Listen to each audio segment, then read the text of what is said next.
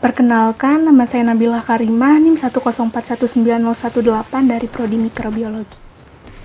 Saya Eri Susanti dengan NIM 1061908 dari jurusan Biologi. Saya Syarini Sabrina, NIM 1061922 dari jurusan Biologi. Nama saya Supradewi Kencana Putri, NIM 1061941 dari jurusan Biologi. Saya Kania Rahmah dengan NIM 1061952 dari jurusan Biologi. Diabetes adalah suatu penyakit menahun yang ditandai dengan kadar glukosa darah melebihi normal. Diabetes merupakan silent killer karena sering tidak disadari oleh penyandangnya dan saat diketahui sudah terjadi komplikasi. Penyakit ini juga dapat menyerang hampir seluruh sistem tubuh manusia. Kasus diabetes di Indonesia.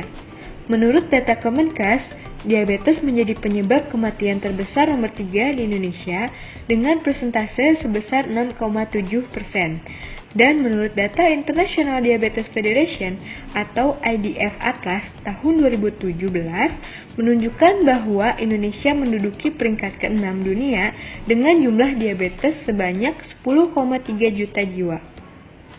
Di sini tujuannya adalah yang pertama, membuat pemodelan yang paling sesuai dengan data dalam bentuk model regresi linear sederhana, dan yang kedua, mencari korelasi antara kadar glukosa dan body mass index atau BMI terhadap penyakit diabetes.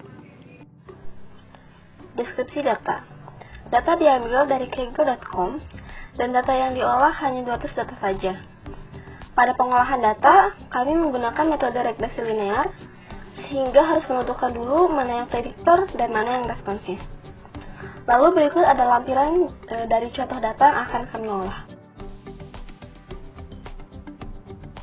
Model regresi linear digunakan untuk menunjukkan hubungan sebab akibat antara dua variabel. Pada ilustrasi dapat dilihat bahwa yang termasuk prediktor merupakan BMI. Hal itu karena variabel ini akan terjadi terlebih dahulu dan juga akan mempengaruhi variabel dari kadar glukosa. Dan yang merupakan respons merupakan kadar glukosa. Variabel yang merupakan prediktor termasuk ke dalam variabel bebas dan bukan peubah acak. Sedangkan untuk respons berarti variabel tak bebas dan merupakan peubah acak. Untuk bagian statistika deskriptif, dilakukan pengolahan menggunakan R untuk mengetahui sari numerik dari data. Dengan memakai dua sintaks, diketahui deskripsi data seperti yang ditunjukkan pada layar berupa min, median, kuartil, nilai minimum dan maksimum, range, skewness, kurtosis dari data, bagian BMI, dan glukosa. Berikut merupakan hasil visualisasi peubah acak dalam bentuk scatter plot dan box plot. Scatter plot yang ditampilkan memetakan hubungan korelasi antara BMI terhadap kadar glukosa dalam darah dan didapatkan bahwa keduanya tidak berkorelasi secara linear, yang ditunjukkan pada gambar di sebelah kiri.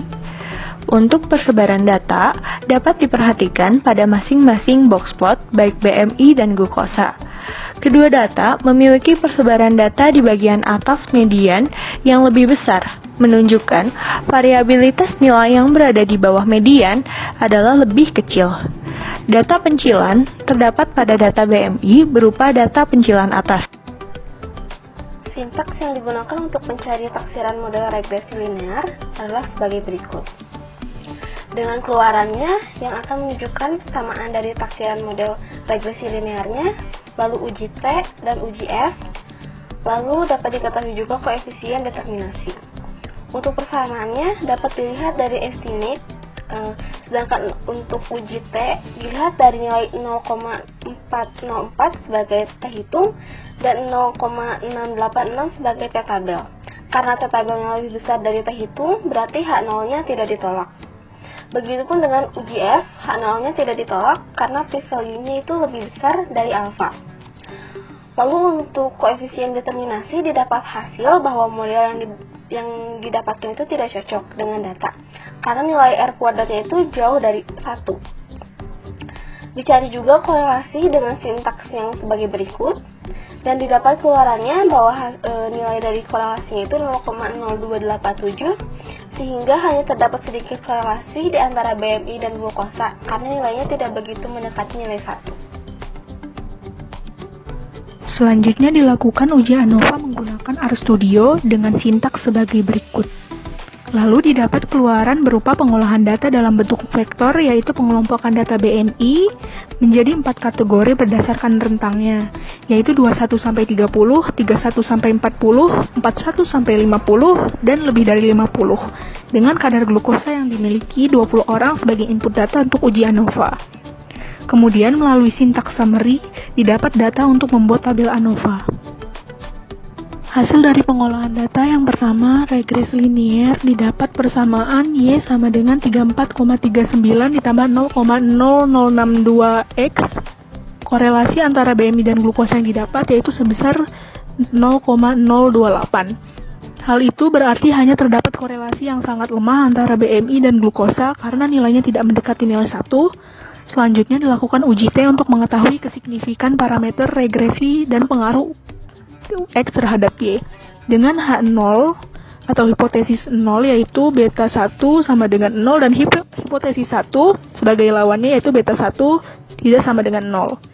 Pada data ini didapat nilai T hitung sebesar 0,404 dan T tabel sebesar 0,686 sehingga nilai mutlak dari T hitung kurang dari T tabel. Maka H0 tidak ditolak, yang berarti bahwa tidak ada pengaruh secara signifikan BMI terhadap kadar glukosa dalam darah. Kemudian dilakukan melalui uji ANOVA untuk mengetahui apakah terdapat perbedaan yang signifikan antara rentang BMI pada penderita diabetes dengan taraf signifikasi 5%. Rentang BMI penderita dibagi menjadi 4 kelompok BMI yaitu 21-30, 31-40, 41-50, dan lebih dari 50. Dengan H0 yaitu mu1 sama dengan mu2 sama dengan mu3 dan sama dengan mu4. Lalu lawannya hipotesis 1 yaitu paling tidak terdapat 2 rataan yang tidak sama atau mu-i tidak sama dengan mu-j, di mana i tidak sama dengan j. Kemudian diperoleh tabel ANOVA sebagai berikut.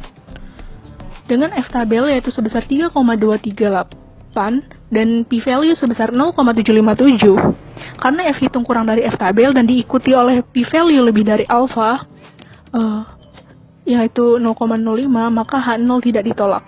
Artinya dengan taraf signifikasi 5% tidak ada perbedaan yang signifikan antara rentang BMI terhadap kadar glukosa dalam darah pada penderita diabetes.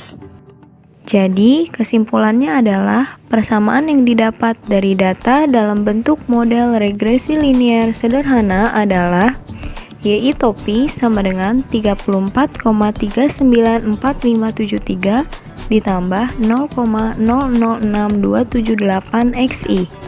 Dan yang kedua, berdasarkan uji T dan ANOVA, tidak ditemukan korelasi yang signifikan antara BMI dan indeks glukosa pada data yang diolah.